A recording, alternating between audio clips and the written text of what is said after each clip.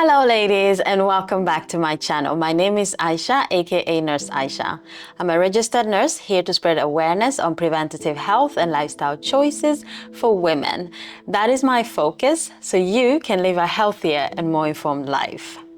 Welcome back to our female to female conversations. For those of you that are new here, welcome. Please do not forget to subscribe, like, and comment on these videos so I get to create more material for you. Welcome back to another episode of Nurse Aisha, all things health, preventative health mainly. So today I have a very important topic for you. On the empty chair today, I have invited my good friend and sister, Miriam Nabunya. She's going to talk about living with anxiety and how she manages her anxiety throughout all the hats that she wears. Now, let me introduce you to this fantastic woman. This is her CV, basically. Miriam Nabunya is an entrepreneur. She has, since 2010, worked with Norway's leading TV productions, festivals, rising entertainers. Miriam has grown her business from consultancy to subcontractor, and for the past 10 years, she's worked with some of Norway's most beloved music and art festivals, such as Oya Festival, Molde, Jazz Festival, just to mention a few. She is also the founder of Edges and Drinks.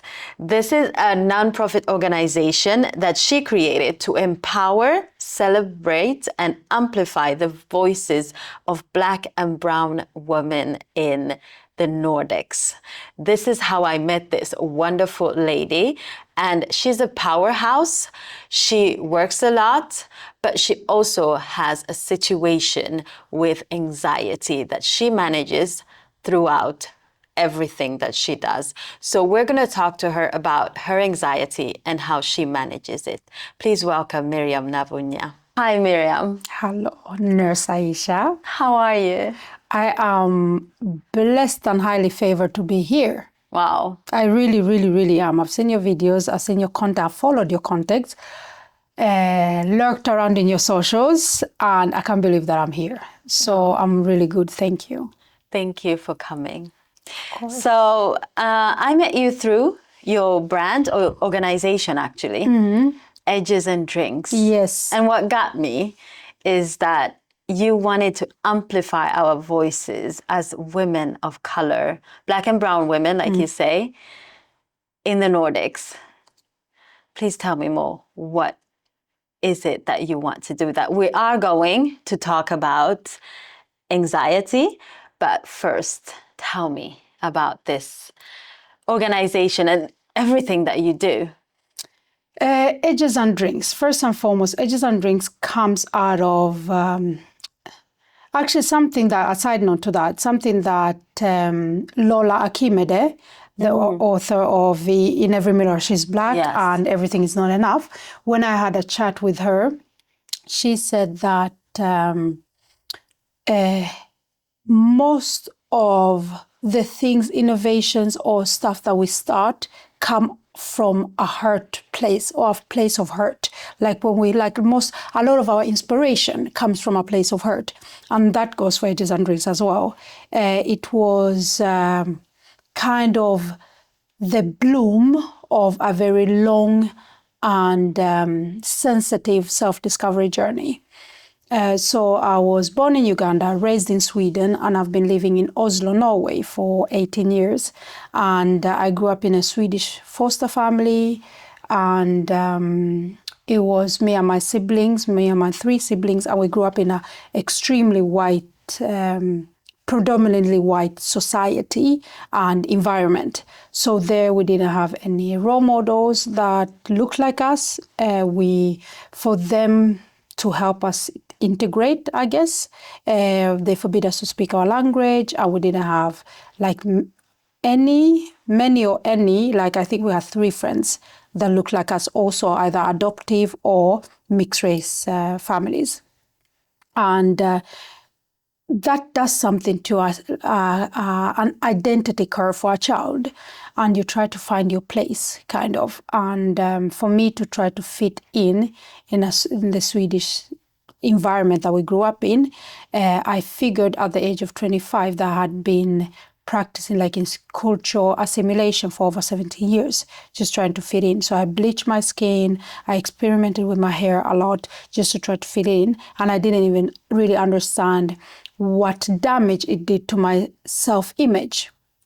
So at the age of 25, when this really hit me, I was like, okay, Miriam, you have to do something about this. So I decided to shave my head because my hair had been like key to becoming presentable and to becoming accepted. So I used to have like this blonde weaves in. I used to have all kinds of braids and everything. And I felt like if I didn't have any extensions or anything, I wasn't presentable enough. And I didn't even want to go to work. I could cancel going to work and call in sick because I hadn't done my hair.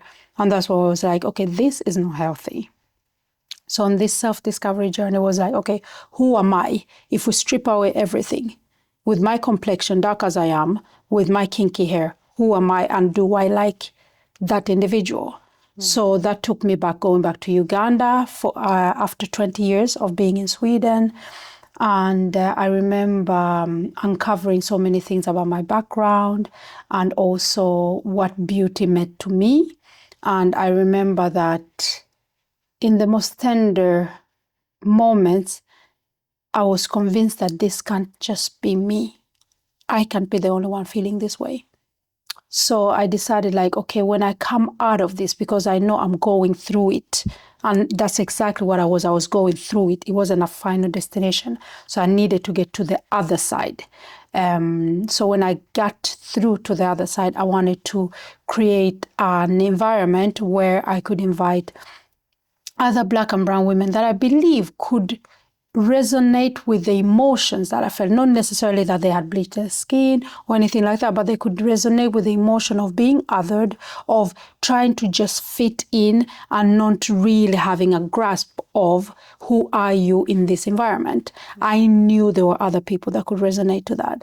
So I decided like, okay, when I get through to the other side and I can talk about it like now without breaking down, I would have a party and I would call it Edges and Drinks.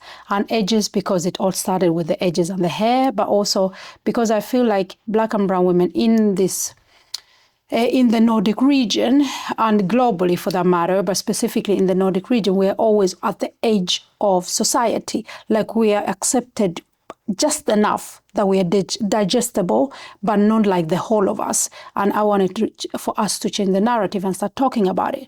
So that was the edges part. And then drinks to signify like a watering pod, somewhere where we can meet, where we feel safe. Because you see this in the animal culture where they meet at when they go and drink. That's kind of a place where you can, at least for a certain moment, you can feel safe enough to drink, and they're kind of there minding their business, and that's what I wanted with signifying the drink part.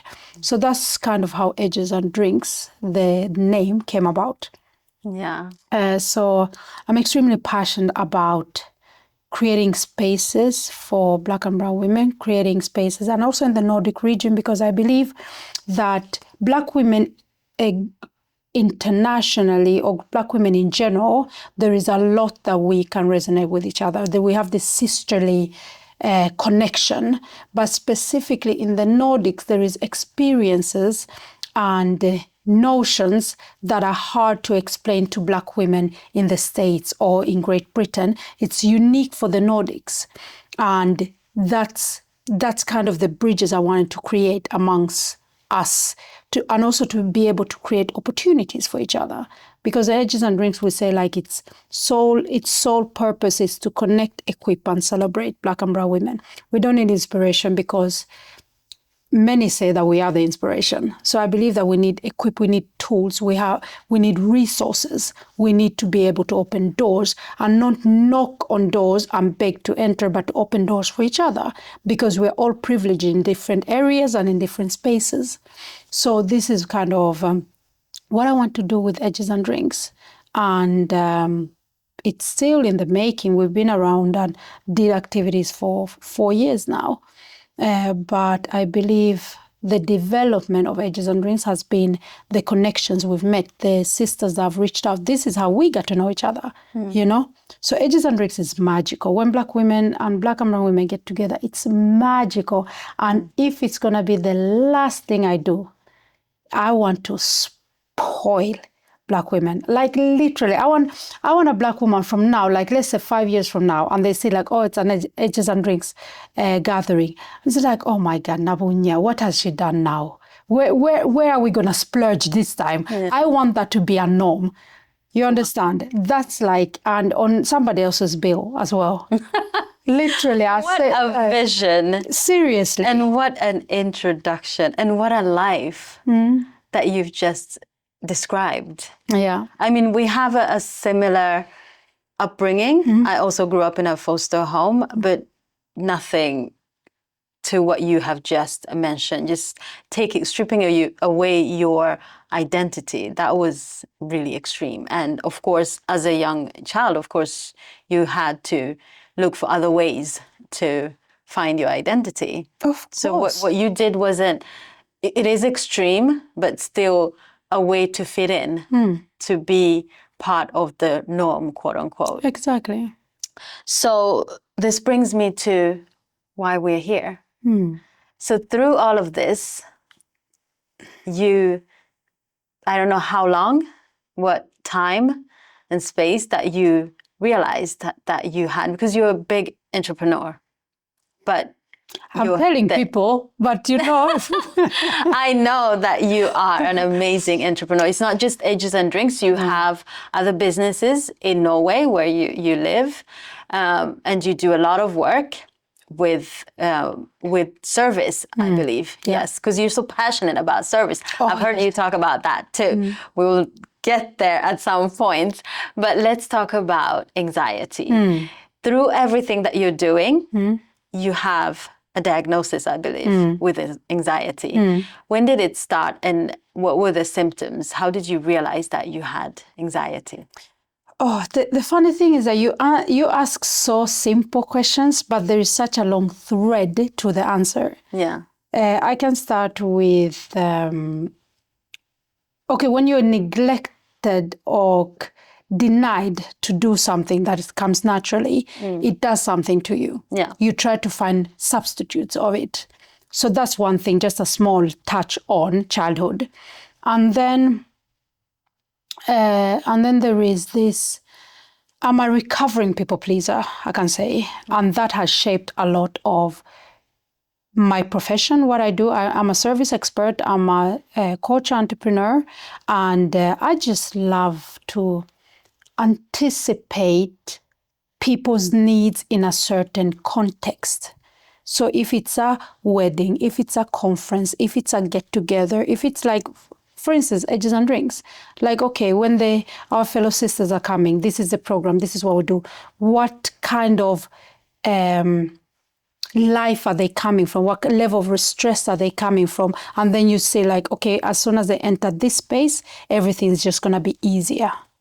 So the thing is like, and I think people pleasing has helped me hone my craft, and of course I'm educated as well.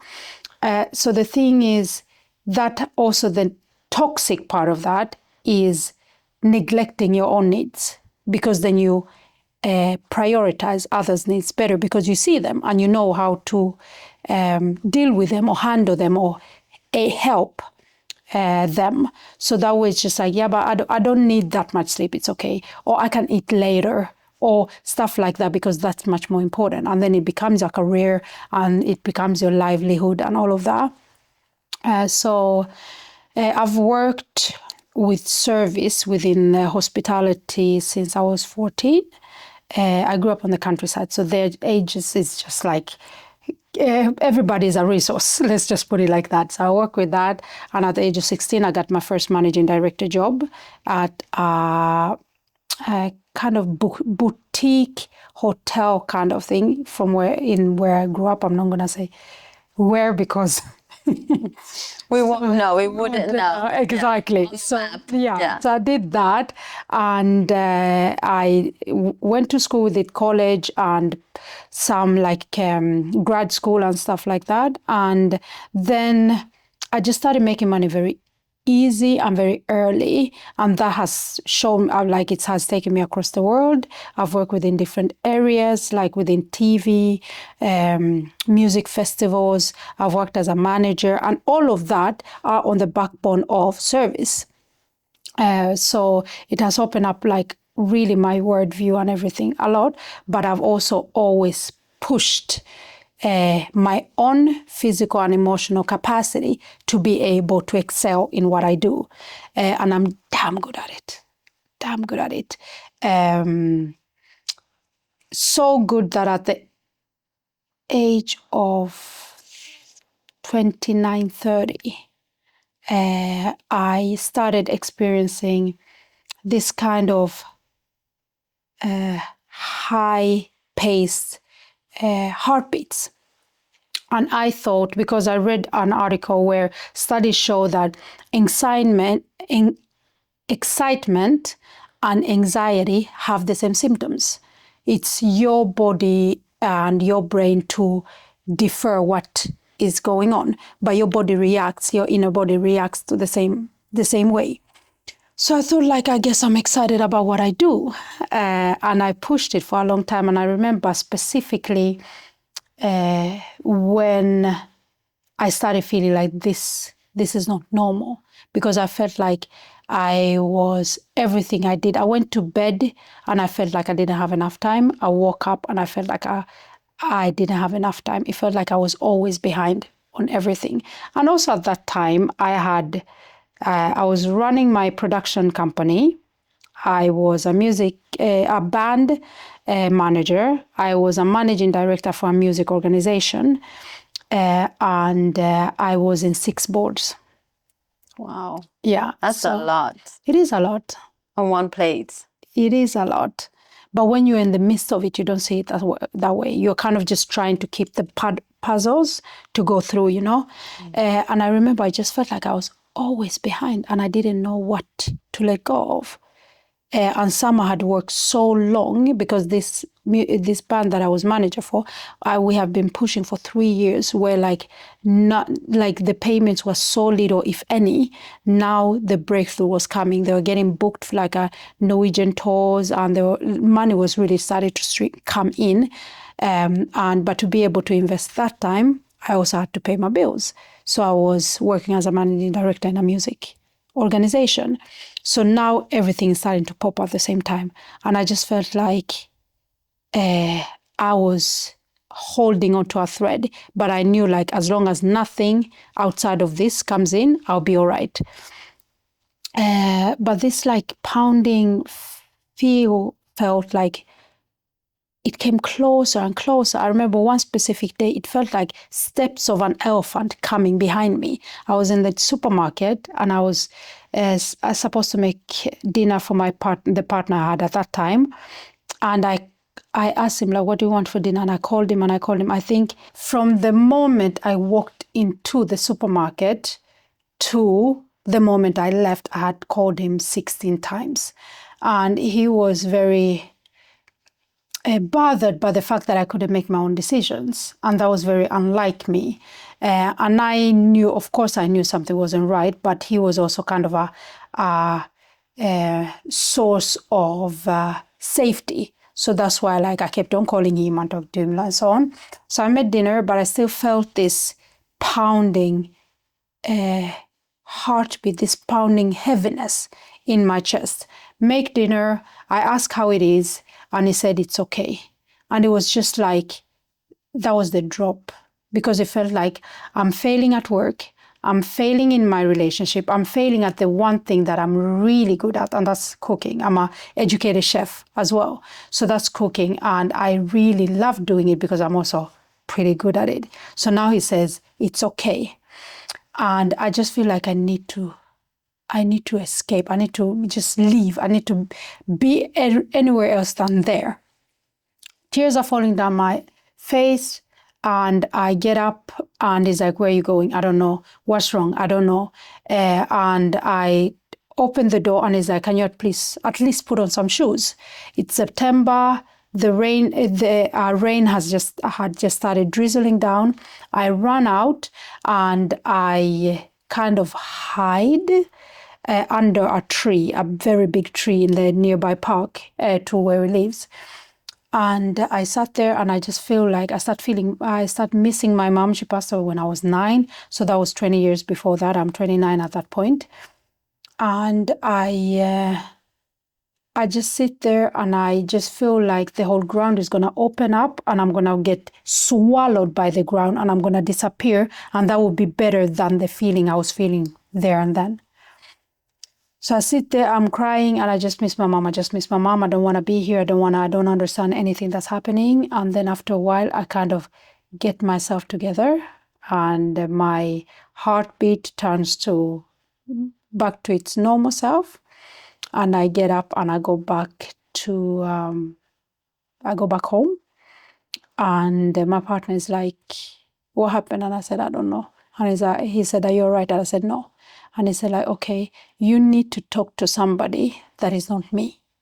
Somebody that's there for you. Because it's not that I don't care for you and it's not that you're being a burden, but I think it will be easier for you to understand what you're going through if you hear it from somebody else.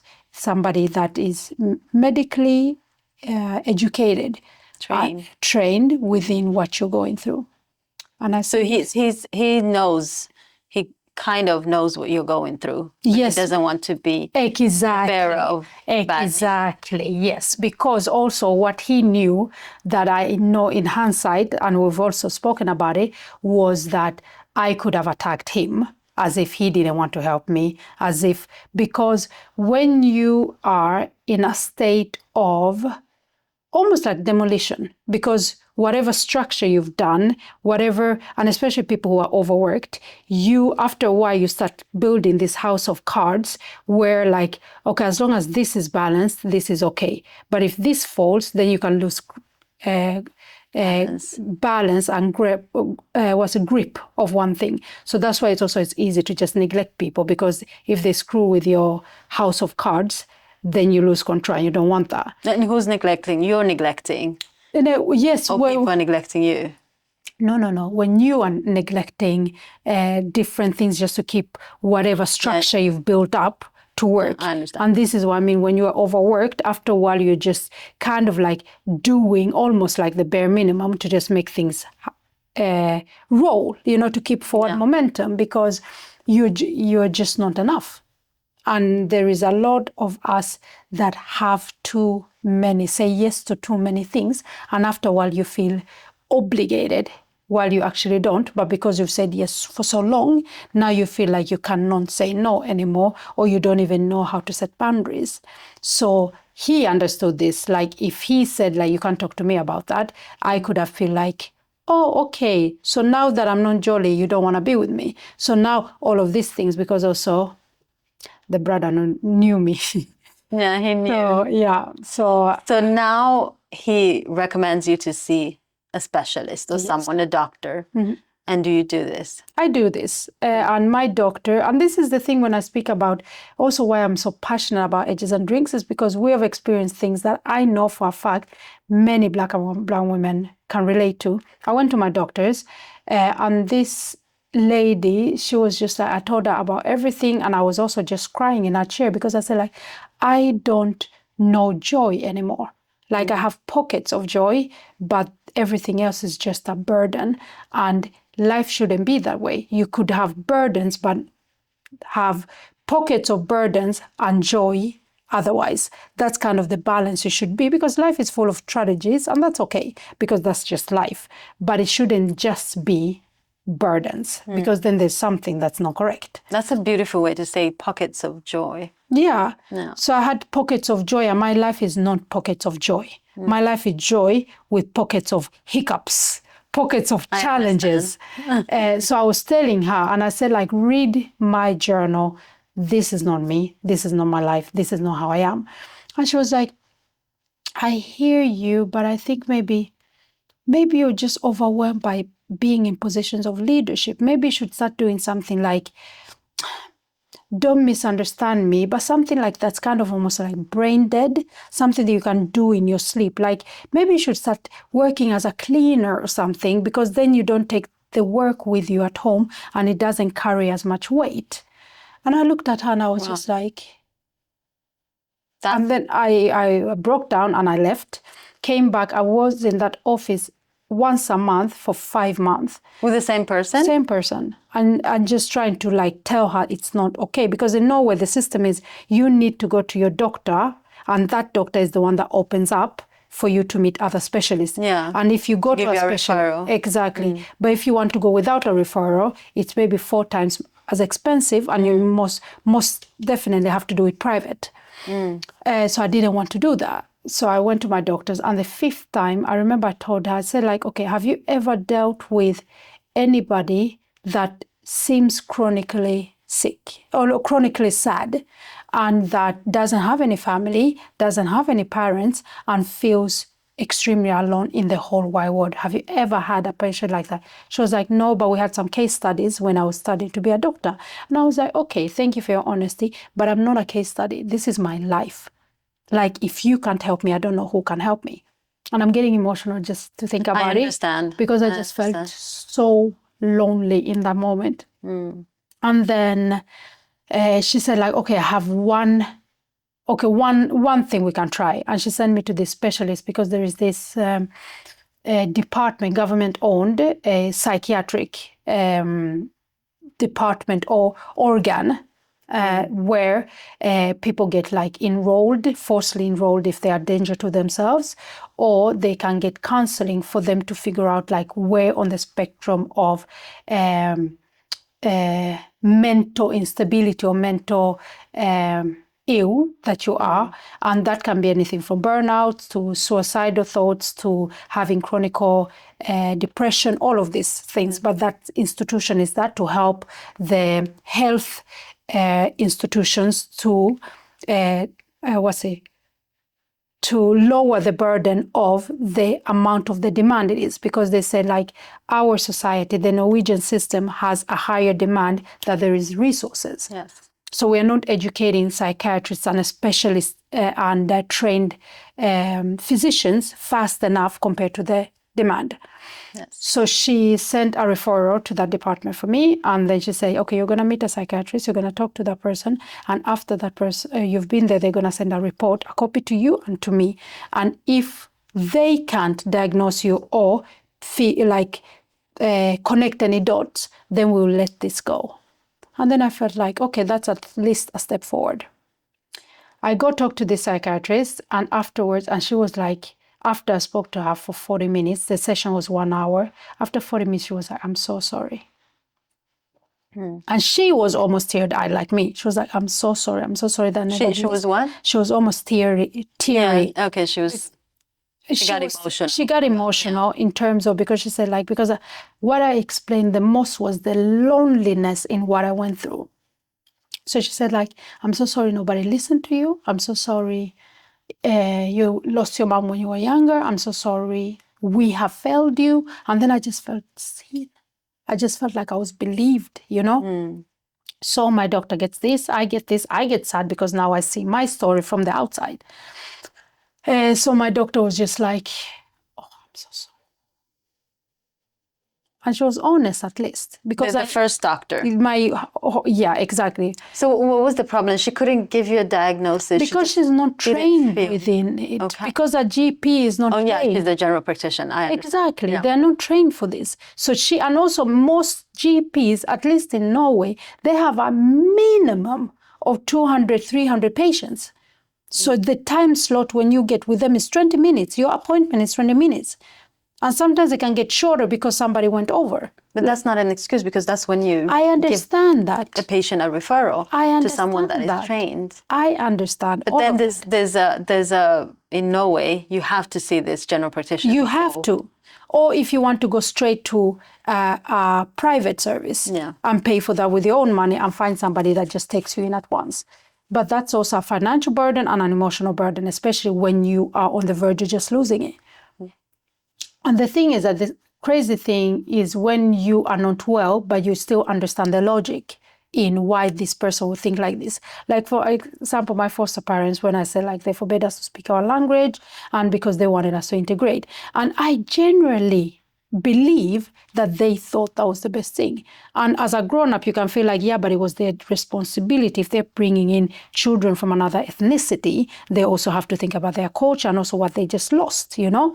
But of course, logically, I understand that, but also life be lifing and you think you're doing the best that you can. They didn't know that they're going to send me down 20 years of self-destruction, more or less, you know? Yeah. So the thing is that it was the same thing with my doctor. I knew she wasn't a bad person, but I knew she was ill-informed and she was, I wouldn't say ignorant, but just also trying to figure out her own situation with all of the patients. But I just told her, like, you are not just trying to pass me off to something else. I am not a case study. And if there was any meaning in you becoming a doctor, you're going to help me. And that's when she referred me to that department where I got this psychiatrist that basically saved my life. And this is what I talk about all the time, to be your own advocate. And you stood up for yourself. You knew something wasn't right. Yes. And you took the fight. You took the fight. And this is the thing, and that's also such a sad thing, specifically like for people of color, is you can never be so sick that you can't help yourself. You can never, and that's just like how society has built it up. That's how we've been, what has been modeled to us, what has been communicated to us. And when I say us, I'm not just generalizing. A lot of people of color can relate to this. You can even have migraines, you can have the worst pain, and then you're like, I can't be sick right now because we need X, Y, and Z. You know? So the thing is just like, one thing that I knew, and I've always known, I just didn't have language for it, and I just didn't understand, I didn't have a foundation for it, but I just knew that Miriam loves Miriam. Like, I just knew it. I love that. Like, I love that. Serious. I just knew, and I've always known that. Like, you can ask people who knew me in my teens. I was very shy and stuff like that. But I was I ate. You could see me go to school and you'll be like, what, it's not photography day today. And I'll be like, but I like to be cute, you know? And so I've always because the way you treat yourself. You've always been a happy person. Yes. So this thing that came over you, you couldn't recognize, but you didn't have the vocabulary for it. Now but your partner did. I think, yes, he had, because after, on my way, like through this healing season of my life, he started sharing more as well. Like, I didn't know that. At this point, we had been together for 2 years. He had suffered a burnout 5 years prior to that. And he said, like, everything, like, I saw this coming and I saw it on you, but I also know, like, it's like when you're driving in 200 kilometers per hour and you just can't tell somebody to brake, to hit the brakes. He said, like, that's what I saw in you. And he said, like, I did small things to make your life easier, but I also knew that I had to be firm too when the hit came. So he was like, I recognize everything. I really recognize, but I didn't want this. It was already a toll on us, but I was strong enough to be able to handle it because I've been there myself. And my sister as well. My older sister had also been in a burnout 2 years before that. So she was the one that also said, like, okay, when the GP send a referral to the psychiatrist, and I was so scared. I was like, imagine if she doesn't believe me as well. What am I going to do then? Who's going to protect me now? What am I going to do? And she was like, then you change. Go there, and if they can't help you, we'll find another one. And that's the good thing. You had good people, knowledgeable people in your corner. Yeah. Not a lot of people have that luxury. No. So it's important that we have this conversation. Yes. Not inspire, probably the wrong word, but equip people with awareness, and to know that if you are going through something that you don't understand, educate yourself. Look for someone that has the vocabulary and the information about this, and to be able to guide you through it. Most definitely, but I have to stop you there because one thing that bothers me is when people keep on saying, educate yourself. How do I know how to educate myself if I don't know what I'm going through? You don't know what you're looking for. I would rather say, like, share it first of all. Because not then suffer in silence. Exactly. Like, And because that that's is what part of educating yourself, because you have to verbalize whatever is difficult for you to understand. That's when you get educated. That when someone tells you, I believe, of course it has to be the right sources, because as you told me, you had spoken to other people that really didn't understand what you were going through and thought this was something that was not for people that look like you or people from your culture. Exactly. So that could be, so you look somewhere else. Yeah. Because you're your own advocate and you know that something is not right. And that's the worst thing. That's the worst thing you can do. Because when nobody believes you. And also imagine like... isolation is suffering in silence because you then internalize everything and don't talk about it, and you think that you're the only one. That is a problem when you really think that you're the only person that is going through that. Thank you. There is nothing underneath the sun that hasn't been done or that hasn't happened. So you really need to find a way to describe it so that you can get awareness and the help that you need. Thank you so much. And I'm going to stop you there because you segued me into another thing I wanted to touch on. Now, go ahead. I'm the host now. The thing is, when you said this suffering in silence, isolating, and also feeling so lonely, this is what makes me crack every time. Because I lost my mom at the age of 9. I lost my grandmother, the backbone of my whole family, at the age of 8. I had just turned 8. We came to Sweden when I was 7.5. So now we're in a foreign land. Grandma back home is not there anymore. Mom is not around anymore. I only have my siblings, and we're in an environment where for the first time now I'm not accepted. Like I said that I became black. I wasn't black until I came to Sweden. And I became black in a way that it wasn't good. So I didn't understand. So there's so many things that you don't understand. It wasn't cool. Yeah, you understand. It was just, so the thing is just like, so now going back to this depression, burnout and everything, and you're feeling so alone again. And this is why also trauma is a thing. Because now this is why I say, like, I miss my mom, I thought I had dealt with that. Of course, when you lose somebody, the instant pain of grief is not as bad, but it can come back in seasons. Now it felt like it was fresh, like as if I had lost her the same morning. So the thing is that this comes up, now you really feel alone. Now you really don't have vocabulary because you're just crying, you know? So that's part, and that's yet again why I'm so passionate about Edges and Drinks, to create spaces that or environments that we make safe.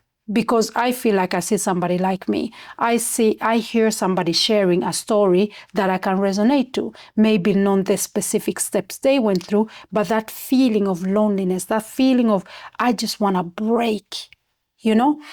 So I'm about to break, because you never want to break.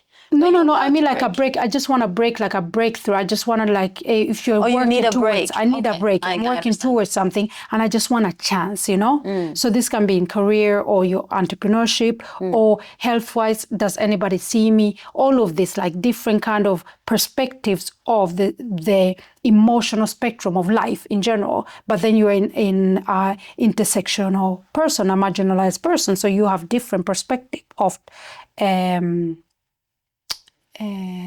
challenges, I'll call it. So that's why I'm so passionate about that, because this feeling lonely is such a state that is a source to how we're losing a lot of people. Yeah. So yeah, but anxiety. Now we've talked about how you felt like, the symptoms that you got. You talked about getting a diagnosis. So now you are with a specialist. And what happens? The thing is that this government supported service. So basically they give you between 10 to 5 sessions, and that's 1 hour. And within that, and these are for the people that they know through this treatment, they will come back and be yet again contributors of society. Meaning I'll be able to work again and pay taxes, basically. So they know, like, okay, this one is not about jumping from a building. This one just needs the right tools and they will be back. That's where the first conversation that I had, the consulting session that I had, that was when for them to figure out, okay, what's wrong? How bad is this person? So I was on a spectrum where like 10 to 15 sessions will be good. But I'll tell you, the first 4, Aisha, I just cried through it. I answered what she asked, but I was just crying through it. The 5th, that was because I was a lot like, I don't deserve this. I don't understand why this is happening. I don't know what happened. Yeah. Yes, but not like that. Just I didn't know how I ended up there. Now when we speak about it, knowing that you're on 7 boards, you're getting a breakthrough with a team that you've worked with so long, you're a managing director there, and you're running your own company.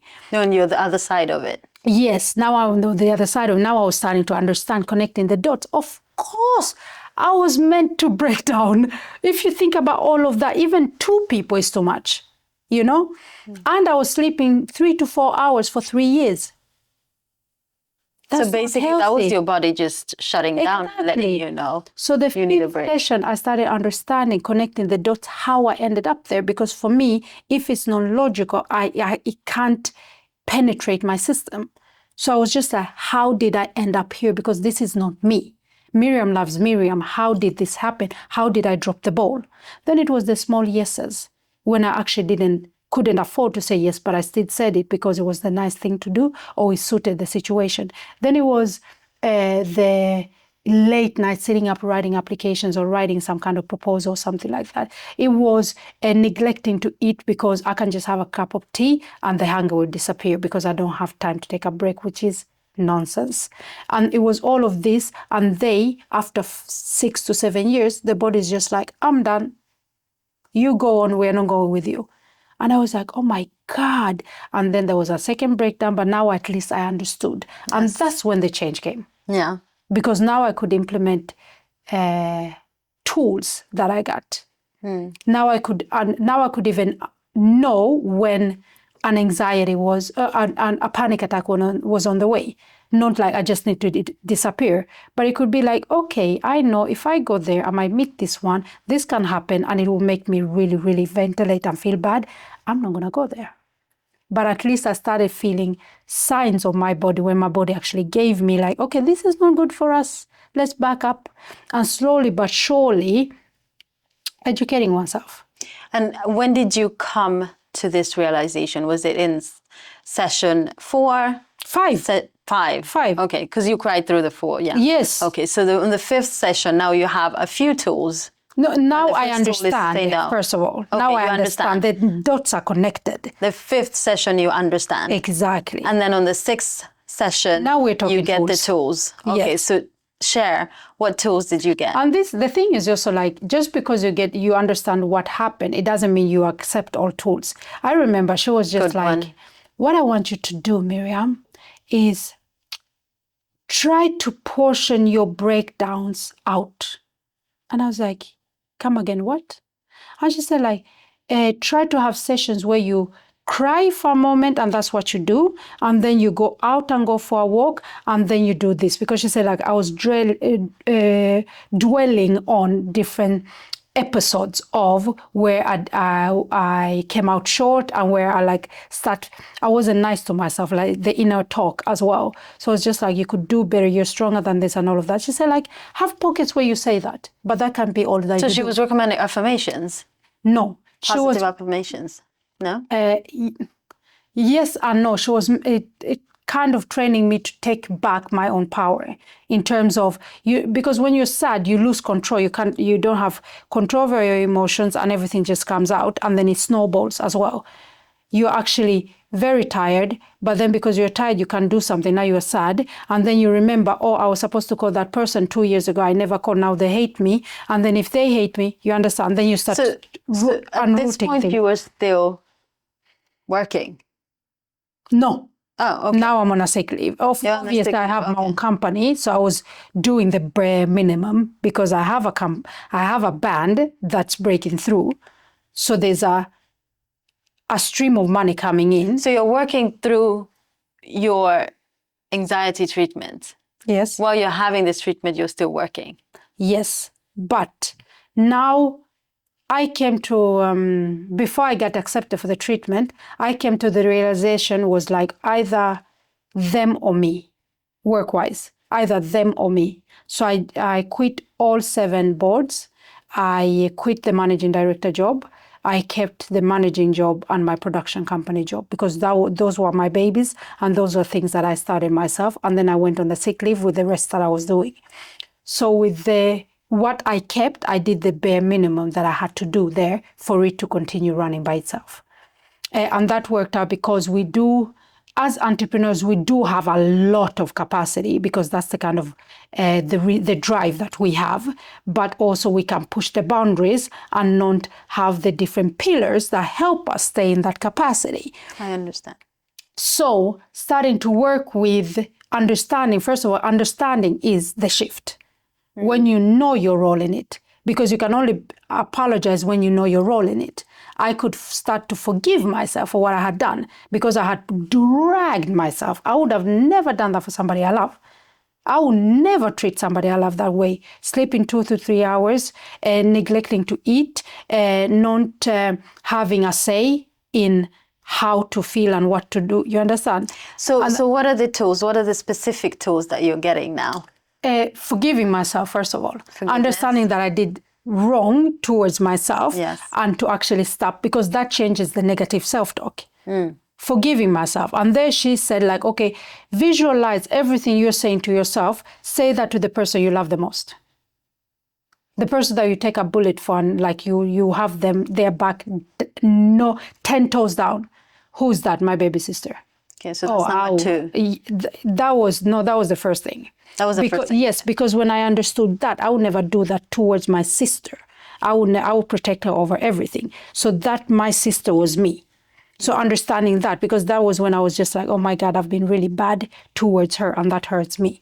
So that is understanding. The first thing was forgiveness. Yes, but when you have forgiven and when you have understanding, then you can forgive because then you see what has been wrong. So it was understanding first and then forgiveness. And then when you start to forgive yourself, because now you are compassionate with yourself. I came to a point, session maybe 7, I was just like, Miriam, I will never do that. I will never do this to us again. Like literally I sat there and said, I will never do this to us again. Come what may. I don't care if I share genes with you. If it jeopardizes peace and health in some way, my friend, I wish you a lovely life. I will pray for you. But we don't need to be in the same. So now you're doing better. Yes, now I'm doing better. For yourself. Yes, but the biggest game changer for me was accepting myself for who I was, because the person that went into this roller coaster of a life leading to a burnout wasn't the same person that came out.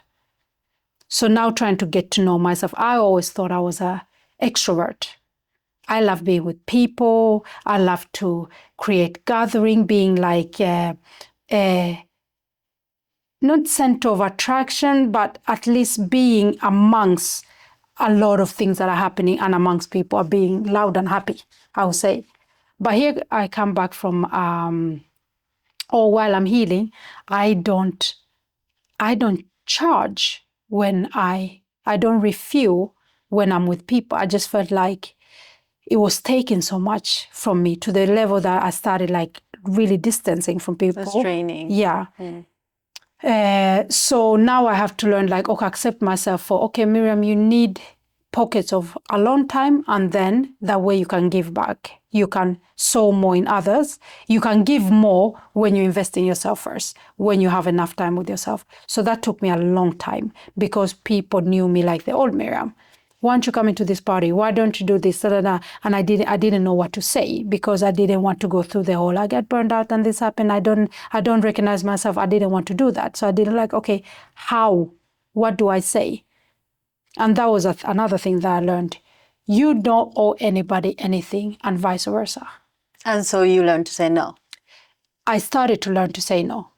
My big sister, God bless my big sister, she was always like, Miriam, you know what? When people ask you to do something, know this.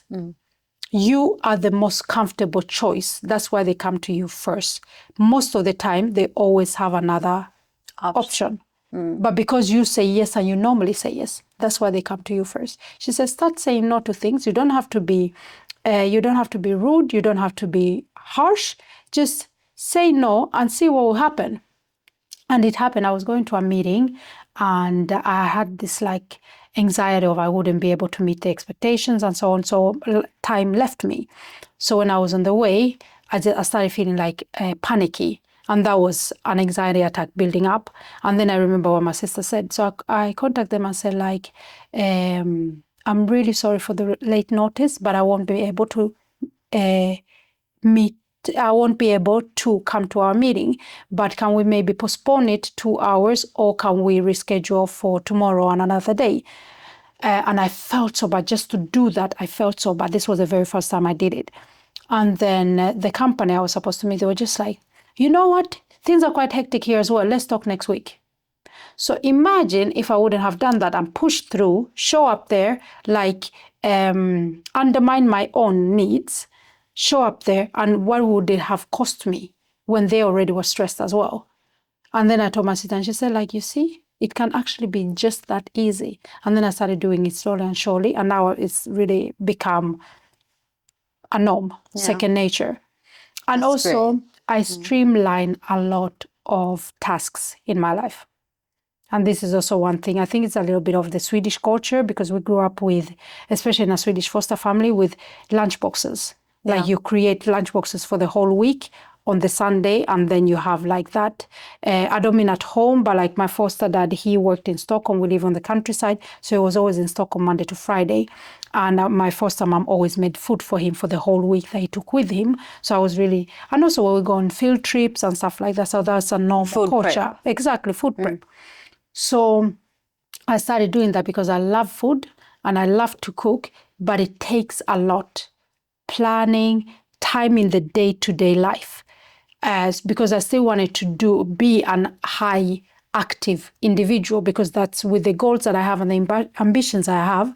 I didn't want to let go of that, but I had to change the way I lived. So I started streamlining a lot of things in my life. So food prep, that's what I do. I cook twice a month, for instance. Twice a month? Twice a month. That's what I do. Of course, I have like business lunches, dinners, and stuff like that. But I always have a minimum of food for 2.5 weeks in my freezer. So that's what I do. I wash twice a month as well. I pick up my wardrobe once every week. So every Sunday, I plan for the whole week. I mean, like down to the underwear.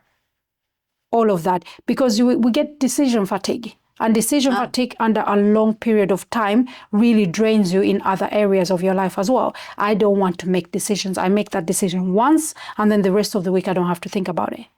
Yeah. And it's the same thing with the food. It's the same thing with my laundry and all of these things. And these are normal. When you live alone and you still want to function, but also be presentable and honest and show up for yourself, that has really helped me a lot. And also it's a non-negotiable exercising, for instance.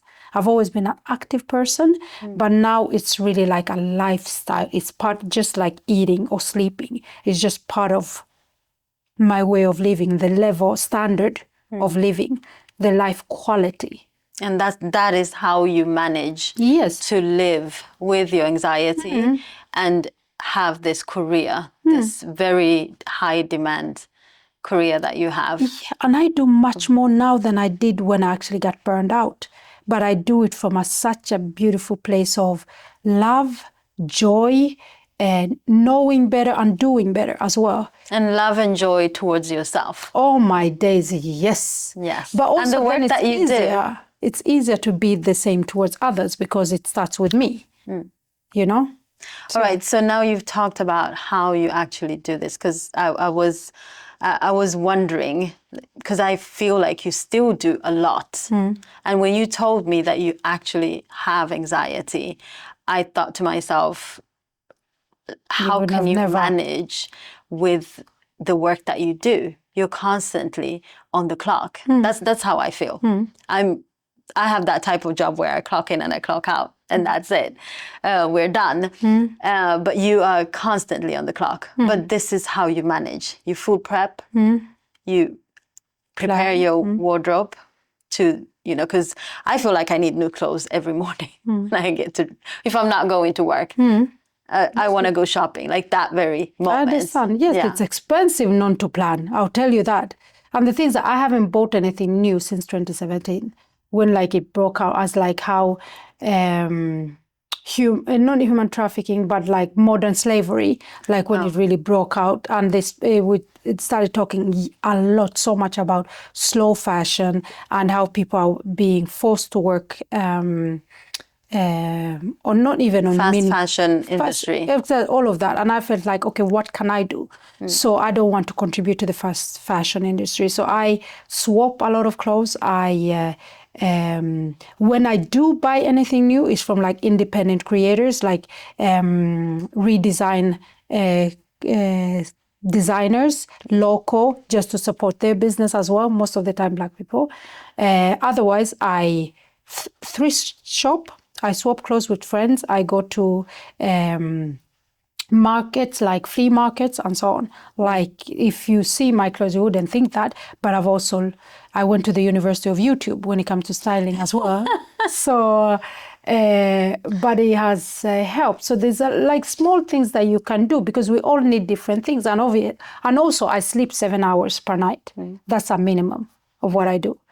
So, one thing that I want to ask you that we talked about is the fact that you went through these 10 sessions, so you get the tools, but you have refused to take pharmaceutical medication for anxiety.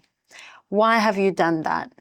And how does it help? Do you think that you'll ever get to a point where you need it? First and foremost is, in spite of everything I've said and shared, there's a level of knowledge I know about myself. I have to start with that to answer your question. Yeah. So when I was going through this, not having a grip of my whole life and just I started questioning my existence. I wasn't suicidal, but I was wondering like, I know there is a purpose why I'm here. I just don't know it. I just can't find any road leading to why Miriam Nabunya is supposed to be here in this time in history. You know that you have a purpose, but you don't know what that purpose is. Exactly. So you're looking for your purpose. And growing up, I always knew there was a purpose for me to be here. I just knew. I started doing my first award acceptance speeches when I was 9. Still haven't won an award, but it's coming. I'm ready. But I always knew there's a purpose, something that I, myself, would be the catalyst or the missing puzzle for me to exist at this time. I've always known that. Now I'm in a period of life, in a moment of time where I didn't understand it.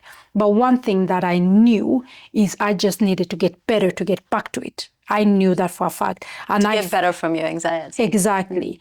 And I just knew that if I take medication, it will be like putting on a plaster on a broken leg.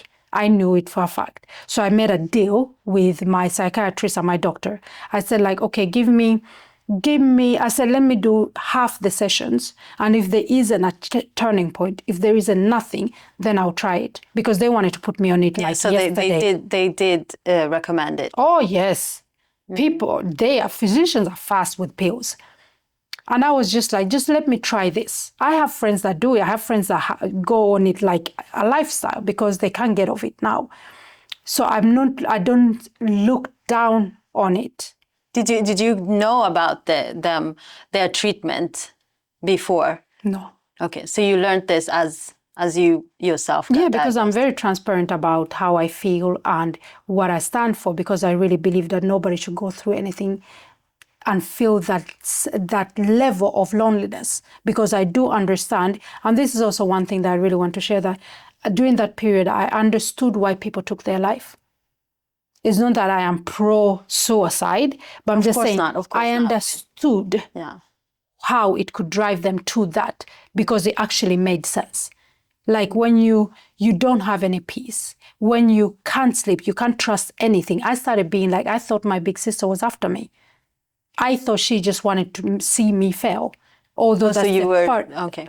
Also starting to make up reality. You try to make reasoning of what's happening, because that's what the human brain does. You want to get understanding. That's how we're meant to function. And this is part of anxiety. Exactly.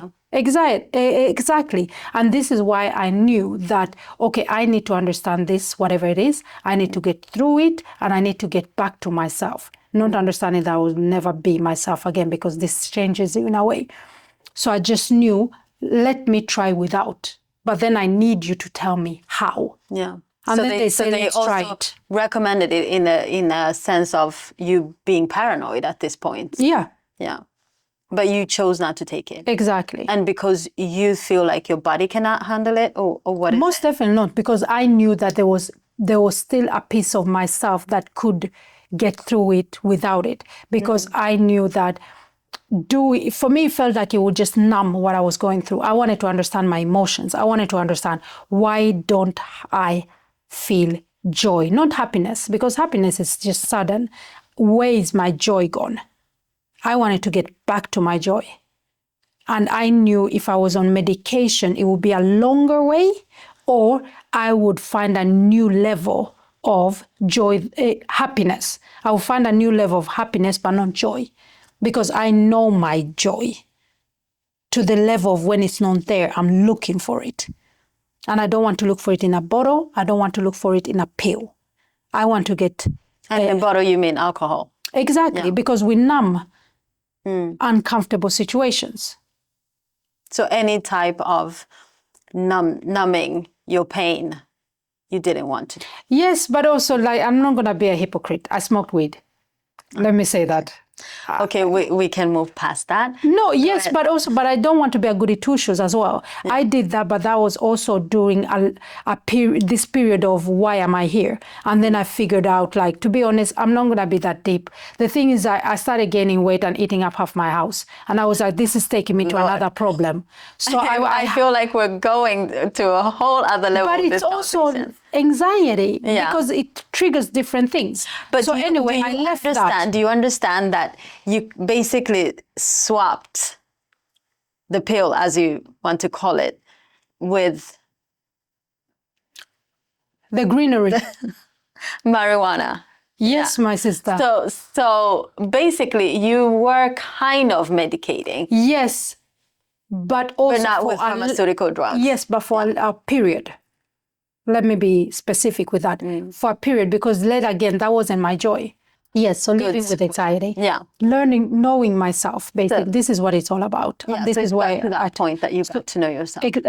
I've always known myself, but I was in a wilderness of where I lost track of it. And this is what we are actually, it's becoming full circle, because it is going back to what I said about writing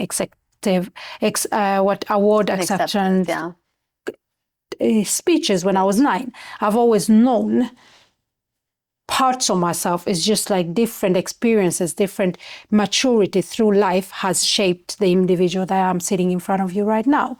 So this getting off the self-medication, this is not me. Yet again, just the same reason why I said I didn't want to take that.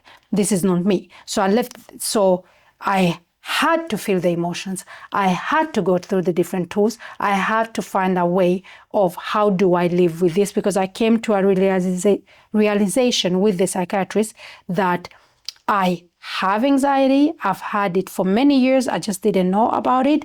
And I had to figure out how to live with it instead of trying to leave it behind me or trying to numb it.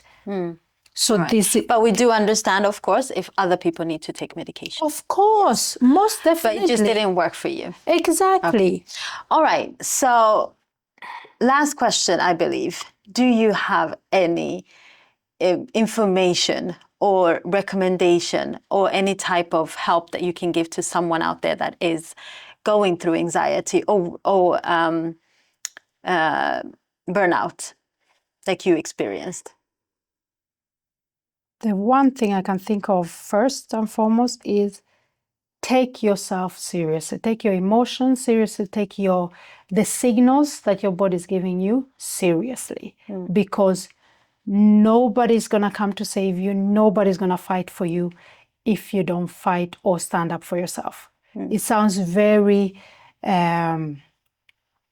maybe harsh, but it's really one thing that I want to lay as a base. Yeah, be your own advocate. Yes, that's one, first and foremost. And then another thing is be courageous enough to share what you're going through. Because to not suffer in silence. Exactly, because I was speaking to a friend, Chisom Udese, that's also the founder of Diversify Summit and one of the biggest global conferences that tackles DEIB questions and in the workplace and so on. And we're talking about this. And then we were talking about the fact that taking action, that is where courage is formed. So you can't say like, oh, I'm courageous, I'm going to do this. But when you take the step, that one single step when things are tough, when you choose to stand up for yourself, when you choose to push through, when people don't want to listen to you or believe in you, that's where the courage is vivid. So dare to stand up for yourself and take the necessary actions that you need to do for your well-being, because there's nothing better than you standing up for yourself. Trust me, you can stand up for people and be courageous in that way, and people can give you praise and so on. But when you stand up for yourself, you go to bed with yourself, you wake up with yourself, you live, breathe, and eat with yourself, knowing that you stood up for yourself is greater than standing up for anything else. Yeah. So that's what I can say, because within all of this, there's a lot of clarity that's going to come. And then within clarity, there is also change. So take yourself seriously. Don't downplay what your body is telling you. Don't downplay your feelings. When you feel these heavy steps of an elephant following you loudly, listen to them and figure out what they are. And seek professional help. Yeah. So that's right. that. So you got so much better from your burnout, from your anxiety, and you're living with it every day, managing it throughout the work that you're doing. And you are feeling good. Very better than good, I'll tell you. No, but serious, it's like, it's my friend. Where I'm going with this is you got so much better. See, I'm getting goosebumps just thinking about it. But you shared something with me. You got so well that you donated your kidney. Oh, well, Jesus, I even forgot about that. I am so inspired by this, but guys, Miriam here is an organ donor. Yeah. So beautiful. Yeah, but what... And this is all after you going through a burnout and anxiety. What a beautiful thing to do. We might not get through this story, but you actually donated your kidney to someone that needed it. A good friend of yours. Yes. That's amazing. Thank you for doing that. Thank you so much, because that was something. You saved a life. You saved someone's life. Do you know that? Yeah, they tell me that. You did. You saved his life. Yeah. Thank you so much for doing that. And you're living and thriving with your anxiety and one kidney. Imagine, you were the way you counted it off. But I am. And Thank you. So we'll stop there and say that it's possible to get through on the other side of it. Live and manage your anxiety. With or without medication. Exactly, and it is possible. That's what I would just want to say. Life with anxiety is not the end, and it's not a lower quality of life. It's being informed and having the right tools, and also choosing you. Yes. It's part of my life, but it doesn't run my life. Amazing. So that's that. Thank you so much for watching. If you like this conversation, make sure to like, comment, and contact us if you need to know anything else. Yes. We'll put your information in the description box. Make sure to also subscribe to Nurse Aisha, and I'll see you in my next video.